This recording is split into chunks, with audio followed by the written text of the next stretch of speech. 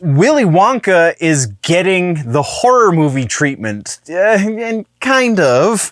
Also, M. Night Shyamalan apparently is still getting work, and we got our first look at the new Tron movie. So let's talk about this stuff, shall we?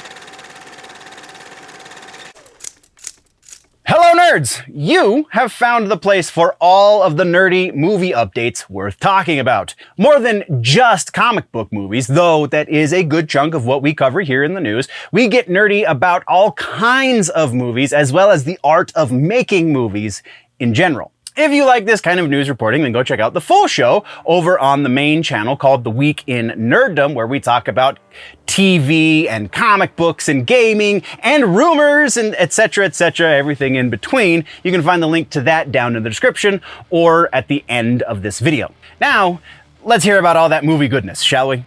Starting things off, we do have some follow-ups and corrections. The first one is Tron. Tron Ares. We got our first look from Jared Leto. It's a character inside of Tron, and that's all we really got. No real anything solid aside from the image, except for maybe the possibility that we're going to be seeing it sometime in 2025. So a little bit of an implication of a release window, though until we get official word from Disney or somebody closely associated with Disney, we're gonna kind of play this one fast and loose, right? So from there, we got some new, speaking of some first look stuff.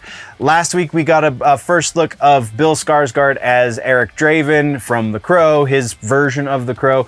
Actually, that first look happened after filming last week, so I used the image in the edit, but I didn't actually talk about the image. And now we have a couple of more images of the production of the new version of The Crow. What the hell is going on? There are a few things about that first image of Bill Skarsgard as Eric Draven that are sure, we can get past the fact that he has tattoos. That's a modern, edgy update, quote unquote. Like, it's unnecessary, but I understand it, because if you look at the original Eric Draven from the comics or from the first movie, he's pretty friggin' dark and brooding and edgy to begin with. We don't need the addition of those ridiculous tattoos. But again, I understand it. That's excusable. There's a thing going on with the hair, and then the makeup is just strange. It's not the Crow makeup. It's like theatrical makeup. He's just darkening his eyes. I don't understand what's going on there.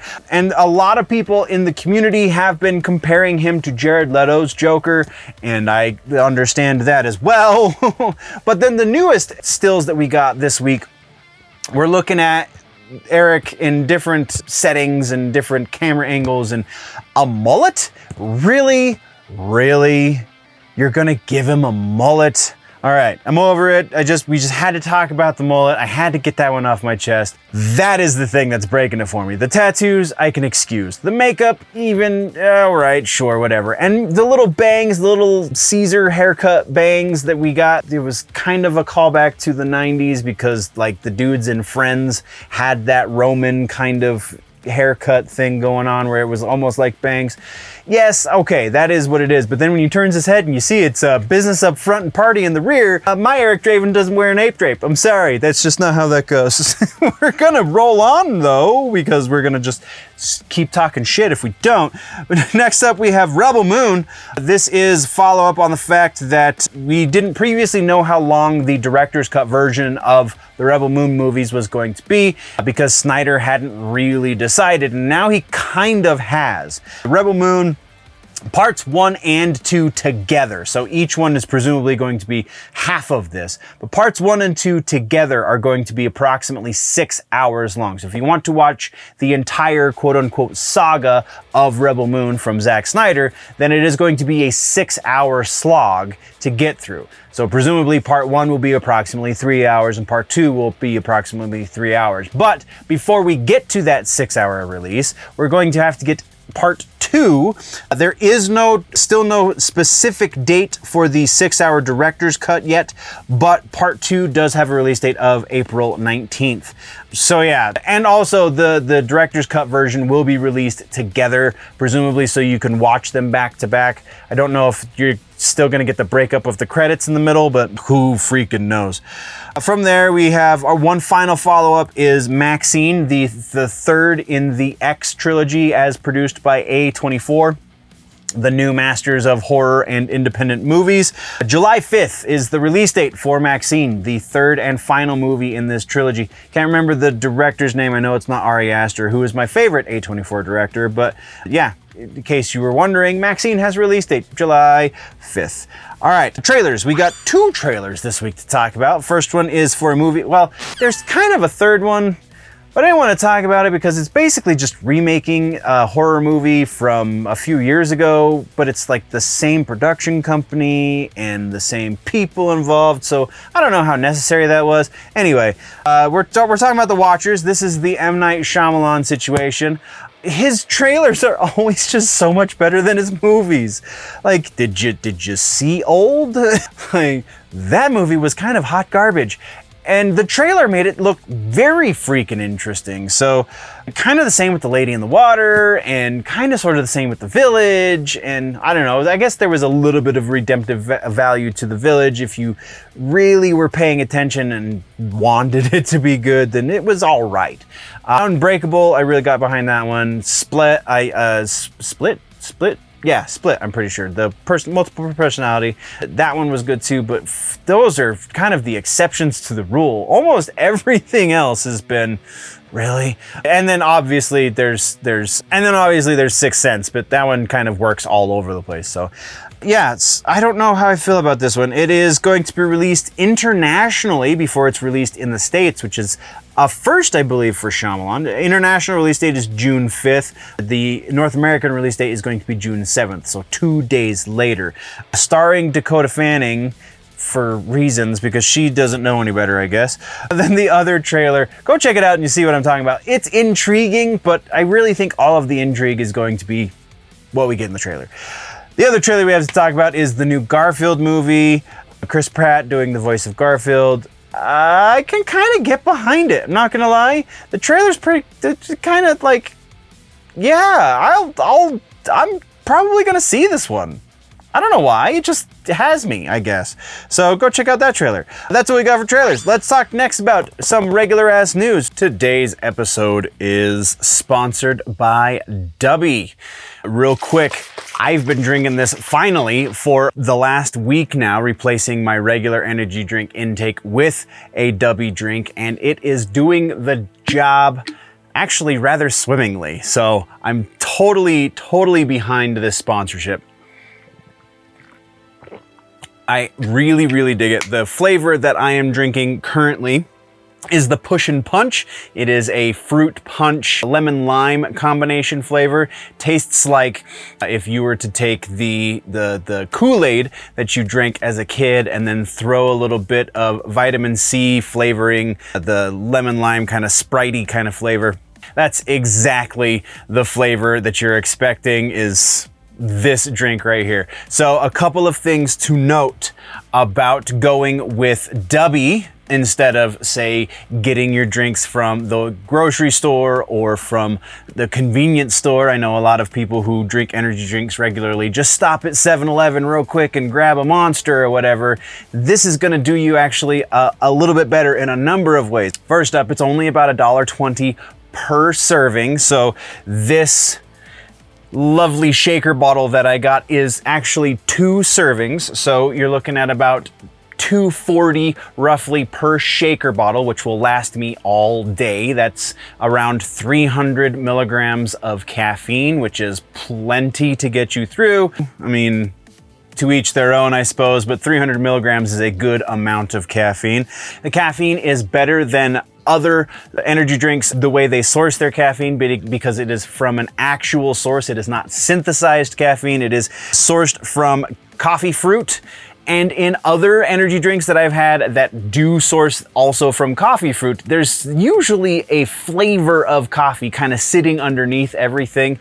Not the case with the Dubby stuff. And if you are one of those who is opposed to the energy drinks, W's got you covered there too. They have a hydro line of drinks that have no caffeine. They're just for hydration, and they're still really tasty from what I've heard. I have yet to taste them myself, but as this sponsorship continues, we will be moving our way through their entire line of drinks. And yeah, so it's cheaper if you go per serving with the discount. That's that $1.20 is only if you use the discount Generally Nerdy at checkout. You can follow the link down in the description. It's cheaper than even if you go to the dollar store and get one of the drinks that they sometimes have at a dollar store. I know right now they have Prime, and very frequently they have Bang at the dollar store. We got more caffeine than Prime and still cheaper than the Bang. It's approximately the same amount of caffeine. Again, if you're doing the whole shaker bottle, you're getting the same amount of caffeine, but you also are getting the nootropics in here. There's a lot more to it than just the insane amounts of caffeine that come in a Bang. You're getting similar levels of caffeine, but also things that are going to help your brain function, your blood circulation, so on and so forth. So that is why I have gone with a W sponsorship. I really dig these guys. You should too. Once again, link in the description. Generally Nerdy is the code at checkout for you to get 10% off on your next energy drink purchase. So bottoms up, nerds. Yeah. Starting things off, we have Superman Legacy. James Gunn has officially cast Wendell Pierce as the role of Perry White, following Lawrence Fishbourne from the Snyder cut version of the character. This is not the first, nor will it be the last time this character has been race swapped from his original iteration, but it's kind of, he's a tertiary character, so there's really no significance one way or the other. He could be any color in the rainbow, and it's kind of like, yeah, okay, it's just Perry White. He is Clark and Lois's boss, sure, but beyond that, there's no significance to whether or not he's white or black or brown or yellow or pink or whatever. So sure, have fun with it. Next is, man, this is the very interesting piece. We didn't talk about what this is based on necessarily, but let's get into it. So there is a new horror movie in the works, and it's going to be called The Unknown. Why is this significant, and why am I speaking so cryptically about it? Well, it's kind of based on Willy Wonka. And I say kind of because there was an issue over in Scotland, I think it was a little over a week ago, might have been about 2+ weeks ago, where a nice young Scottish man wanted to do something cool for kids and recreate Willy Wonka's chocolate factory, which would be nice, sure. What they actually got was a sad shadow of what might have been, and it was just kind of a little pathetic. I'm sure there are many more places you can go that will be able to illustrate better why this is sad and pathetic. Parents paid money to take their kids to this thing, and it was very much a letdown. Except if they were trying to scare the bejesus out of their children, in which case they probably did a fair job, because an addition was made to the world of Willy Wonka inside of this sad Willy Wonka experience, and that addition is known as The Unknown. The Unknown is supposedly supposed to be a rival chocolatier that was there to try and frighten children, apparently. The Unknown is a person wearing a black cloak and a silver kabuki mask and a crazy black wig. That is what is the basis of this new horror movie called The Unknown. So it's unclear to me if this production company is going to be treating this like a dark Willy Wonka, in that this is they're going to live inside of the world of Willy Wonka effectively, or if the horror movie premise is going to be parents taking their children to what should be a children's event, and then this unknown person comes and is the slasher or something along those lines. That part has not been made explicitly clear in any of the bits that I have read revolving around this. I'm definitely going to be keeping tabs on this. So if that does get ironed out before the first trailer drops, then we'll talk about it. Otherwise, the Scottish film studio Kaledonia, I think is how you say that word, Kaledonia Pictures rather, is trying to rush the production of this movie in order to get it released this year. There was no word on when this year they were aiming to get this released, though presumably you're gonna want to do something like this in Halloween time, so maybe October. November seems to be a fair time to do horror movies as well, so probably sometime in that rough area is when we'll be seeing this. That is what we've got for regular ass news though, nerds. Let's talk about our movie suggestion this week. And no surprise, we're talking about Dune 2 once again. Just, if you can see it in IMAX, do that for yourself, because while it is a fantastic movie and while you will appreciate it on any size screen, the biggest screen possible is going to be the best experience possible.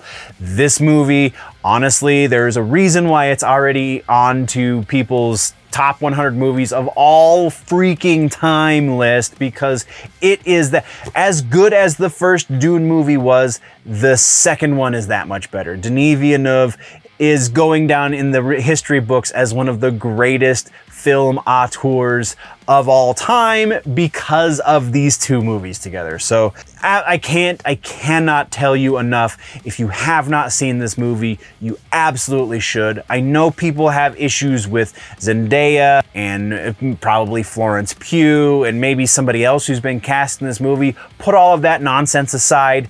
Go see this movie. It is amazing. That is your movie suggestion for the week, Dune 2.